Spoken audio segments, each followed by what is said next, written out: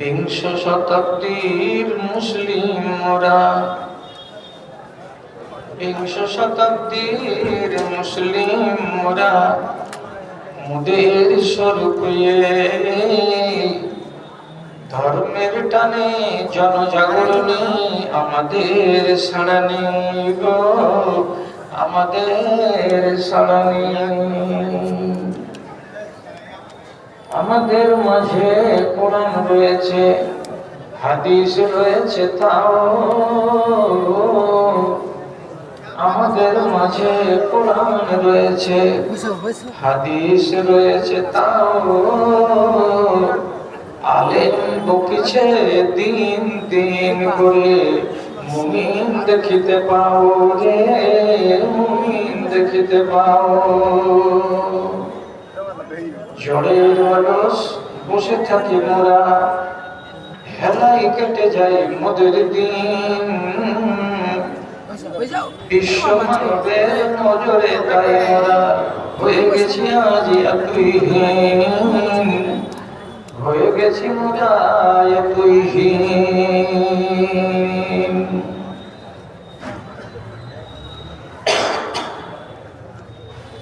শ্রদ্ধেয় সভাপতি সাহেব, সমবেত এই এলাকার বিভিন্ন প্রান্ত থেকে, বিভিন্ন গ্রাম, পাড়া, মহল্লা থেকে মাদ্রাসার এক গাদা ভালোবাসাকে বুকে নিয়ে ও ইমানি জজবাকে সাথে নিয়ে উপস্থিত বিভিন্ন শ্রেণীর ছোট বড়, ধনী ও গরিব, শিক্ষিত ও অশিক্ষিত আমার প্রাণের ভাই এবং বন্ধুগণ, তথা পুরুষ মজলিস থেকে আলাদা মহিলা মহলে স্ক্রিনের সামনে এখানে ওখানে বসে থাকা আমার স্নেহের, আমার আদরের মা ও বোনেরা, আমি আল্লাহ রাব্বুল আলামিনের শুকরগুজারি করছি এবং তার সংক্ষিপ্ত স্তুতিবাদ গাইছি যে মধ্যখানে কিছুদিনের ব্যবধানকে ঘুচিয়ে আবার আপনাদের মুখোমুখি হওয়ার আল্লাহ সুযোগ করে দিয়েছেন। আমি কিছু কথা আপনাদের সামনে রাখছি, কথাগুলোর প্রতি আমার আশা ভরসা একটু সুবিচার করবেন। নিজেদের ভেতরে হই হট্টগোল, আপোষের ভেতরে কথা বলা বলি এই করে সুযোগটাকে নষ্ট করিয়েন না। কেন যে এত মূল্যবান সময়কে আপনি গত করছেন, তো কিছু তো এইখান থেকে আপনাকে নিয়ে যেতে হবে। অন্তত 4টা কথা, 5টা কথাও তো আপনার মগজের মেমোরিতে ঢুকবে, যে কথাটা কালকে আপনাকে হয়তো আলো দিতে পারে, হয়তো আপনাকে একটুখানি দিশা দান করতে পারে, হয়তো আপনাকে পথের যেটা সুপথ সেই সন্ধানটা দিতে পারে। তার জন্য উচিত যে আপনি কিছু কথাকে একটু মন দিয়ে শুনুন, হেফাজত করার চেষ্টা করুন। আমি আপনাদের সামনে দুটো আয়াত পড়লাম। পুরো আয়াতগুলোর ব্যাখ্যা বিশ্লেষণ করার সময় নেই, শুধু মর্মটাকে আমি নিচ্ছি আর নিয়ে আমার আলোচনাটাকে এগিয়ে নিয়ে যাচ্ছি। আল্লাহ তাআলা বলছেন, যে বিষয়ে তুমি জানো না সে বিষয়ে কথা বলিও না। কেন? শুধু বলে দিলেই যে পার পেয়ে গেলে তা নয়। কিয়ামতের দিন এই মুখকে জিজ্ঞেস করা হবে, অর্থাৎ কৈফিয়ত তলব করা হবে। কানের কাছে কৈফিয়ত তলব করা হবে। অন্তরে কি ভাবনা ভেবেছেন তারও কৈফিয়ত আপনার কাছে চাওয়া হবে। তো যদি আপনার কোরআন আমাকে এই কথার জ্ঞান দেয় যে আমার কান এবং আমার অন্তর, আমার চোখ কৈফিয়ত দিতে বাধ্য থাকবে কিয়ামতের দিন, তাহলে আপনি দেখার বিষয়ে সংযমী হন। যেটাতেই মন চাইবে সেটাতেই নজর দিবেন, এটা যেন না হয়। যেটাই শুনতে ভালো লাগবে সেটাতেই কান লাগাবেন, এটা যেন না হয়। আপনার মনের ভেতরে কাউরি নামে কোনো কুপরিকল্পনা, কোনো কুমন্ত্রণা যেন তৈরি না হয়, এবং এই রকমের পরিকল্পনা যেন ভিতরে জন্ম না নেই, তার জন্য আপনাকে হুঁশিয়ার থাকতে হবে। যেহেতু আমি জবাবদিহি করতে একদম বাধ্য আছে, কিয়ামতের মাঠে আল্লাহ তাআলা জবাব চাইবেন এইগুলোর কাছে। এক কথা হলো, 2 নম্বর আয়াতটা পড়লাম, সেটা হলো আল্লাহ রাব্বুল আলামিন দ্বিতীয় আয়াতে বলছেন, এইটা আল্লাহর বিশেষ দয়া আপনার উপরে, যে আপনাকে আল্লাহ তাআলা অত্যন্ত নরম মনের মানুষ বানিয়েছেন, আপনাকে নরম অন্তরের মানুষ বানিয়েছেন। আপনাকে যদি রুক্ষ মেজাজি বানাতেন, আপনাকে যদি হট মেজাজি বানাতেন, তাহলে আপনার ডানে আপনার বামে আপনি মানুষ পেতেন না। আপনার মুখের ভাষা যদি খারাপ হতো, তাহলে আপনার কাছে কেউ ঘেঁষত না, আপনার সাথে কেউ আলাপ আলোচনার মাধ্যমে এখানে এসে আপনার সংস্পর্শে এসে আপনাকে কেউ আপন করে নিত না, আপনিও কাউকে আপন করে নিতে পারতেন না। তাহলে আল্লাহ রাব্বুল আলামিন এইখানে আবার কি করছেন, মুখের সম্পর্কে কথা বলতে গিয়ে একটা মিষ্টভাষী মানুষকে তার প্রশংসা করছেন, এবং এই সবকটা সারা দুনিয়ার মানুষকে দিতে চাইছেন যে রাসূলুল্লাহকে যদি আমি মিষ্টভাষী করে থাকি, নরম মনের করে থাকি, নরম মিজাজের করে থাকি, নরম দিলের করে থাকি, তাহলে তার উম্মতরা কেন নরম মনের, নরম মিজাজের এবং নরম অন্তরের হবে না? দুটো আয়াতকে সামনে রেখে এবার আপনাদেরকে বলছি, প্রত্যেকটা অঙ্গকে হাসরের ময়দানে রব্বুল আলামিন জিজ্ঞেস করবেন। এগুলো কথা ঘুরি ঘুরি শুনেছেন এর আগে জুমার খুতবাতে। সবগুলো অঙ্গকে নিয়ে কথা না বলে শুধু দুটো গুরুত্বপূর্ণ অঙ্গকে নিয়ে কথা বলছি, তা হলো আপনার হাত, আর দ্বিতীয় হলো আপনার মুখ। এই দুটো অঙ্গ হচ্ছে সারা শরীরের ভেতরে সবচাইতে সাংঘাতিক, যাদের দ্বারাই কাজ আঞ্জাম পাই। হাতের দ্বারাই কাজ হয়, মুখের দ্বারাই কাজ হয়। এই দুটো অঙ্গের দ্বারাই বেশি মানুষের মনে, মানুষের অন্তরে প্রতিফলন ঘটে। হাত উঠে যায় সহজে, মুখ চলে যায় সহজে। এই জন্য দুটো অঙ্গকে নিয়ে একটা কথা আপনাদেরকে দিচ্ছি, মেমোরিতে রাখুন, হেফাজত করবেন, বাড়ি নিয়ে যাবেন, ইনশাআল্লাহ কাজ দিবে। কথা এই প্রসঙ্গে বলতে গিয়ে খুব জানা হাদিস একটা আপনাকে বলছি। রাসূলুল্লাহকে জিজ্ঞেস করা হলো, আইয়ুল মুসলিমিনা খায়রুন, হে নবী, ঝাঁকে ঝাঁক মুসলমান আমাদের ডানে বামে আছে, এই মুসলমানগুলোর ভিতরে সব থেকে ভালো মুসলমান কোনটা, যাকে আমরা উন্নত মানের মুসলমান বলবো, সে মুসলমানটা কে? রাসূলুল্লাহ জবাব দিয়ে বলছেন, মান সালিমাল মুসলিমুনা মিন লিসানিহি ওয়া ইয়াদিহি। ওই মুসলমানটাই ভালো যার দুই হাত থেকে এবং যার মুখ থেকে দুনিয়ার মুসলমান নিরাপদে আছে। কোন মুসলমান তার হাত থেকে কোনোদিন অন্যায়ভাবে আক্রান্ত হয়নি। পৃথিবীর কোন মুসলমান যারা মুখের দ্বারাই কোনোদিন আক্রান্ত হয়নি, মুখ দিয়ে সে কাউকে কোনোদিন কটু কথা বলেনি, আর হাতখানা কাউরি উপরে অন্যায়ভাবে চলে যায়নি। এইরকম যদি কোনো মুসলমান থাকে, নবীজি বলছেন এটাই হলো সবচাইতে উন্নত মানের মুসলমান। হাত এবং মুখ, এই দুজনের গুরুত্ব অত্যন্ত বেশি, তার জন্য হাতের নাম নেওয়া হলো এবং মুখের নাম নেওয়া হলো। এবার আর একটা চেনা হাদিস বলে দিই, দেওয়ার পরে একটু করে আমি আগাই। রাসূলুল্লাহ বলছেন, তোমরা আমাকে দুটো জিনিসের গ্যারান্টি দিতে পারবে? আমি তোমাদের একটা জিনিসের গ্যারান্টি দেব। কি গ্যারান্টির মানে কি? আপনি নিশ্চয়তা দেবেন যে ওটা রাফ ইউজ হবে না, উল্টো পাল্টা ব্যবহার হবে না।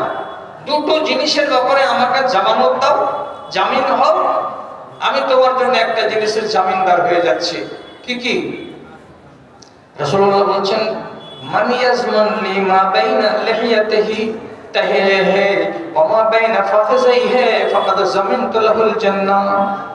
একটা মানুষ যদি তার উপরের এই ঠোঁটের উপরে যে চুল আছে, এই চুলের নিচে আর নিচে যেগুলো চুল আছে এই চুলের উপরে এই যে ছোট্ট ফাঁকটা আছে, তার মানে মুখটা, সে যদি নিজের মুখের আমাকে জামানত দেয়, আর সে যদি তার দুই রানের মাঝখানে যে তার ইজ্জত আছে, শরমগাহ আছে, এটার যদি আমাকে জামানত দেয়, এর মানে কি? তোমার মুখ কোনোদিন বাজে কথা বলবে না, গীবত করবে না, পরনিন্দা করবে না, চুগলখড়ি করবে না, কোনো মুসলমানকে গালি দেবে না। এগুলো হলো তোমার মুখের কাজ।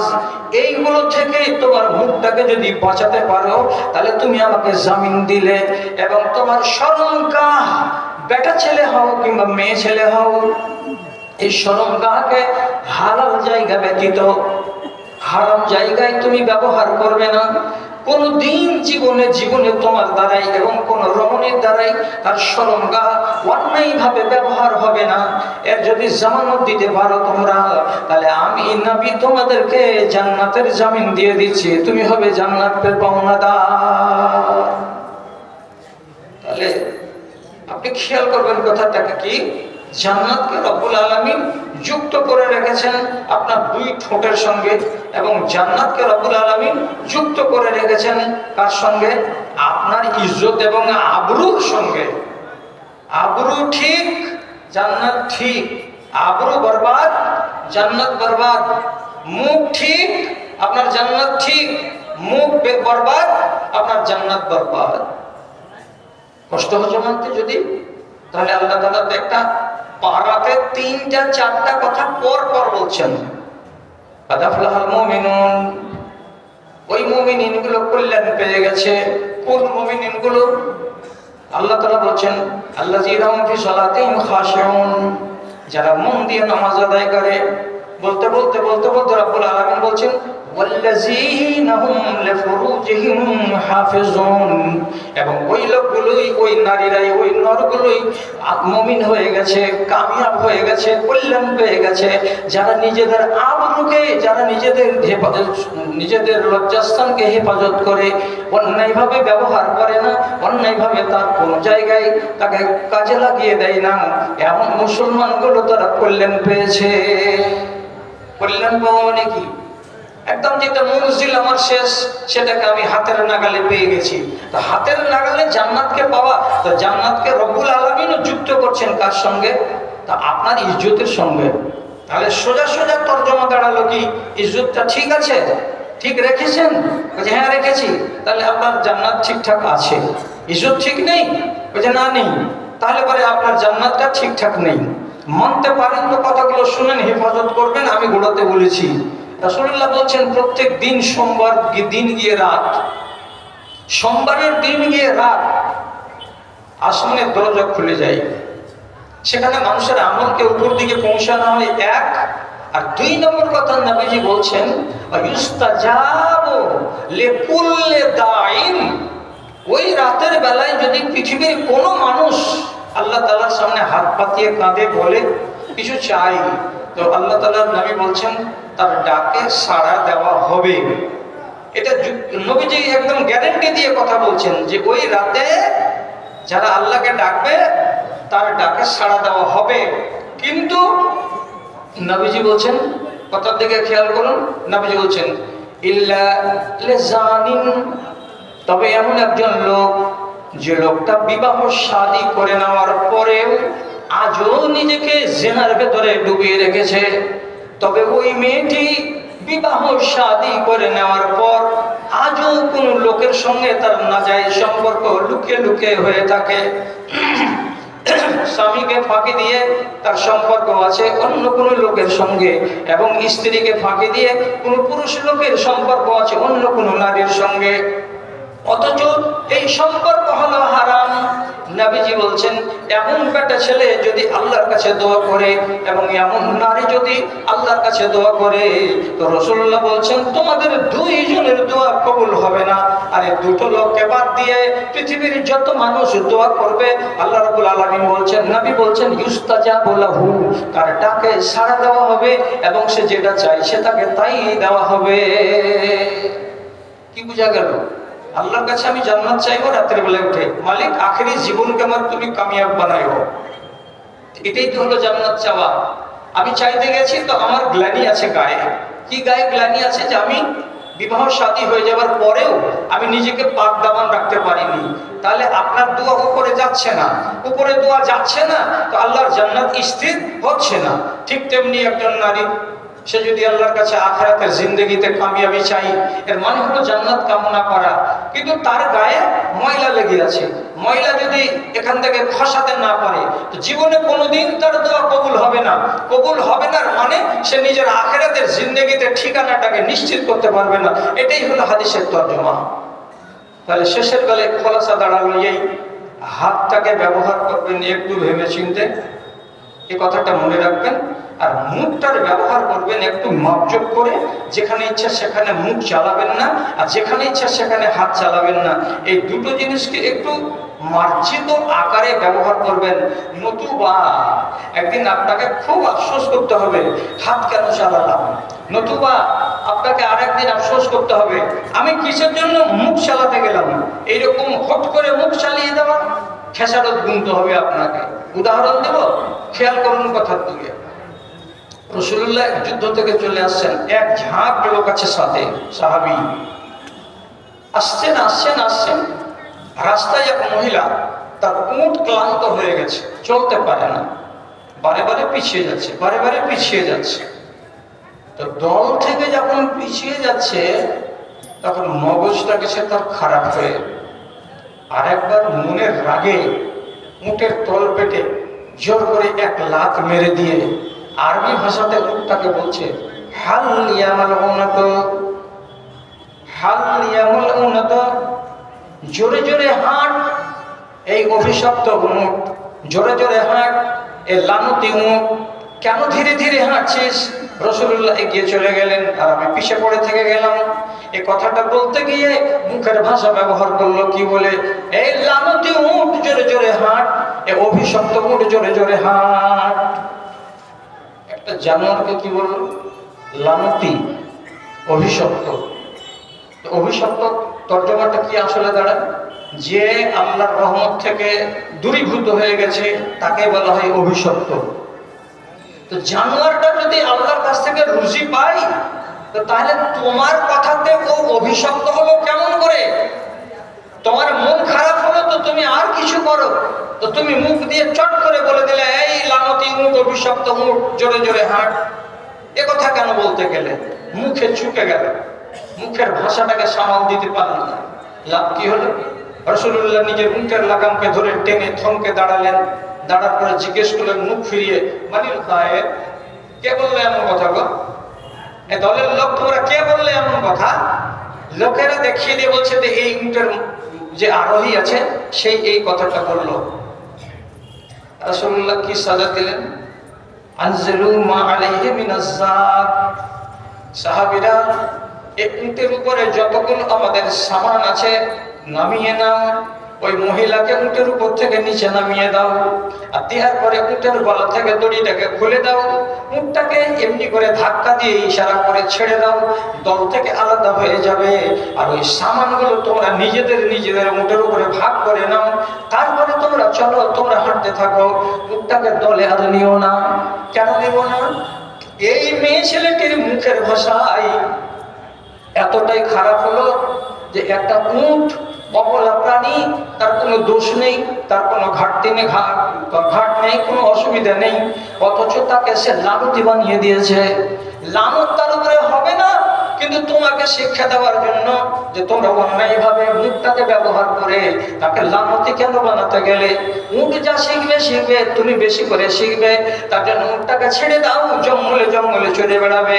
সাহাবায়ে কেরাম বলছেন, দেখেছি ওই উটের দুধ কেউ খেত না, দেখেছি ওই উটের উপরে কেউ চড়তো না, দেখেছি উটকে কেউ তো আমার উট বলে তার গলায় দড়ি লাগাতে যেত না। কেন? যে একটা মানুষের মুখের ভাষার কারণে উটটা লানতি হয়েছে। আর রাসূলুল্লাহ জিন্দেগির মতো তাকে মানুষের ব্যবহার থেকে খারিজ করে দিয়েছে।